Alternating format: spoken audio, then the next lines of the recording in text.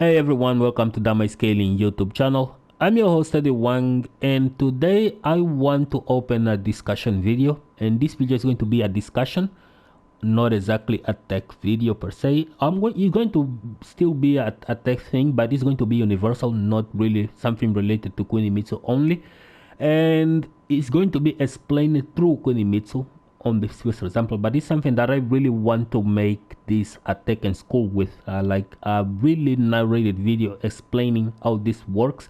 But it's something that I really just tapped into, and it actually made me rediscover Tekken, and I'm actually enjoying exploring the characters that I do main through this course of action.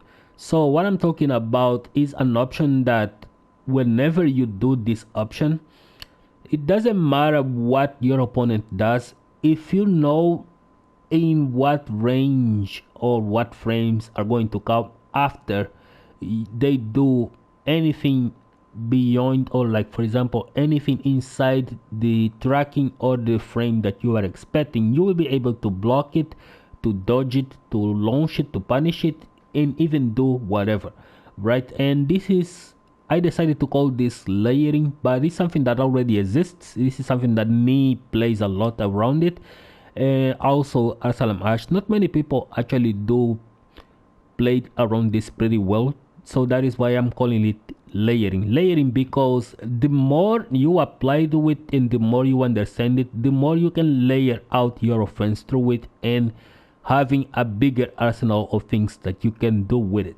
So you guys know that Nick plays with the minimal amount of tools possible. Nick is a player that can play with very few things, like one jab, a down for one, and a generic down four. Nick can play his entire game around this, and it's amazing how he plays the game with just these three tools and can make a lot of noise.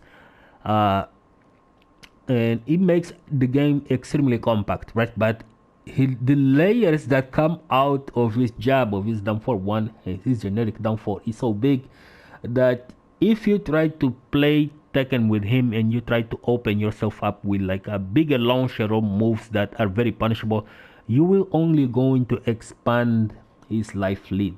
It's something that, it's a concept of Tekken that exists, and it's what makes it really beautiful. And I'm going trying to explain this with Jin, for example, not with Jin, with Kunimitsu, and Jin and Kunimitsu as an example. And I'm going to show you this way. For example, you have jabs, right? And jabs are 10 frames and they are +1 if blocked, right? And if your opponent tries to retaliate with another jab, right, you can jab right in and you are going to gain an advantage.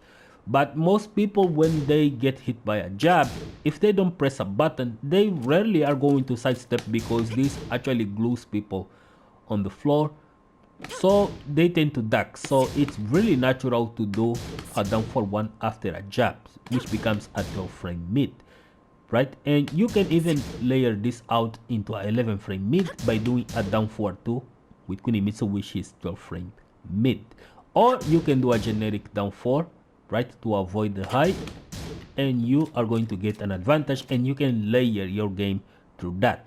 So when you do a down for one, usually you are going to be negative on block, and Kunimitsu down for one is -2. And as you guys are seeing, you can do one and avoid people who are trying to do something fast, like for example a jab, and you avoid that and you punish with a jab.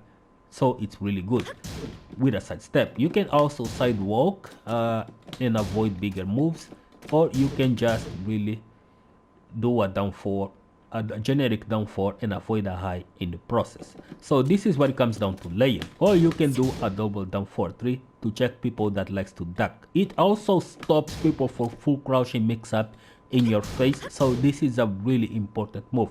And I'm talking about layering with just down for one. I'm not adding jabs to it yet or down four.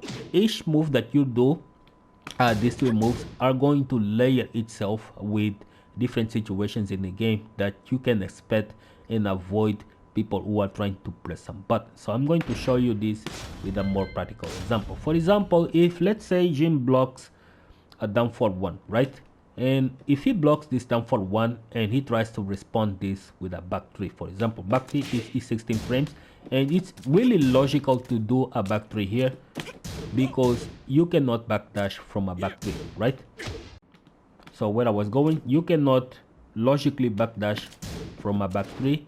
It's going to be really hard to backdash from a back 3 if they do it immediately, but you can actually sidewalk a back 3 and launch it, as you guys can see it. Or you can double down forward 3, right, and stop Jin, for example, for doing a 16 frame move which is slower, or you can counter hit it. So your opponent, knowing that you can do this, either they are going to duck to avoid the counter hit launcher, but if they duck, there is a chance that you are going to do a double down for 3, just as well as there is the chance that you are going to actually do a follow-up and still launch it. So ducking is technically out of the question, so it's going to give you that room that you need to actually backdash from your opponent's move in this case. So this action is what is going to condition your opponents that either they want to dash in and press a button, they want to backdash, they want to crouch, or they want to use a move right away. So this is what is going to trigger this layering thing. And let's say, for example, if your opponent knows that a 16 frame mid is not going to be the option, right? Because you can actually interrupt that with another 10 frame move because it's still going to come out faster. So let's say they are going to try a jab, for example, right? And you cannot, oh sorry,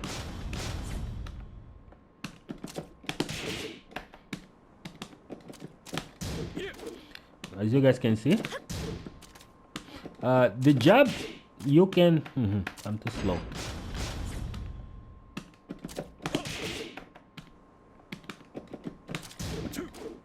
As you guys can see, the jabs can be sidestepped, right?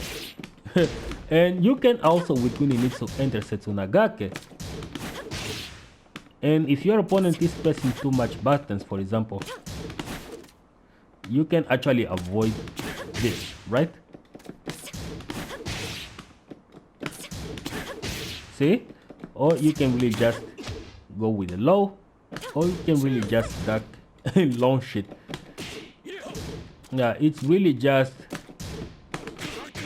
really a matter of layering. So this is what layering is, and I'm actually exploring this a lot.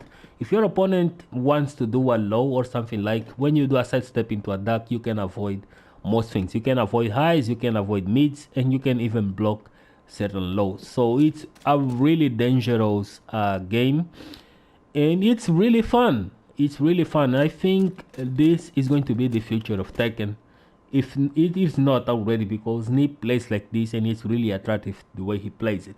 I think currently my layering with Jin is much superior with Kunimitsu. That's because I understand Jin's tools much better than I understand Kuni's. But I think in the future Kunimitsu layering is going to be much superior than Jin's. And I'm gonna try to explore other characters with this as well. So let me know what you think about this, and I'm going to explore this and learn as much as possible before I make a Tekken school about this type of playstyle, because it's really attractive and it's really great. It has been really changing my game through a different horizon of Tekken that I really haven't really thought about it in a while. So see you guys on the next video.